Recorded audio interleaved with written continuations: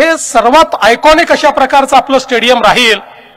पण त्याच वेळी मागच्या काळामध्ये अमोल काळे आणि अजिंक्य नाईक माझ्याकडे आले होते आणि त्यांनी एक इच्छा व्यक्त केली होती की आपल्याला एक स्टेडियम अजून बनवलं पाहिजे, किमान 1 लाख लोक बसू शकतील असं।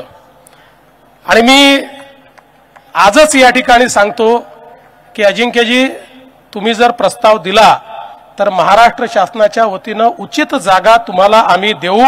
एक अजून मोठं स्टेडियम 1 लाख लोक किमान बसतील अशा प्रकारचं, कारण मुंबई आणि महाराष्ट्र क्रिकेट प्रेमींचं एक राज्य आहे आणि मुंबईने तर क्रिकेटला जे दिलेलं आहे ते सर्वांनाच माहिती आहे।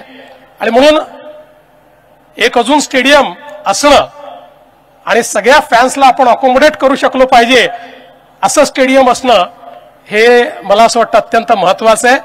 त्यामुळे निश्चितपणे तो विचार आपण करूया आणि 4 वर्षांनी MCAला 100 वर्ष पूर्ण होतील असा प्रयत्न केला पाहिजे की जेव्हा 100 वर्ष पूर्ण होतील त्यावेळी एक अजून नवीन स्टेडियम हे आपण उभं करू शकलो पाहिजे।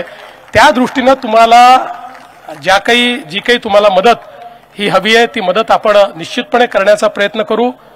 या अतिशय सुंदर कार्यक्रमामध्ये तुम्ही मला बोलवलं आणि हा सन्मान करण्याची संधी मला दिली। मी असं समजतो की यात माझा देखील सन्मान आहे।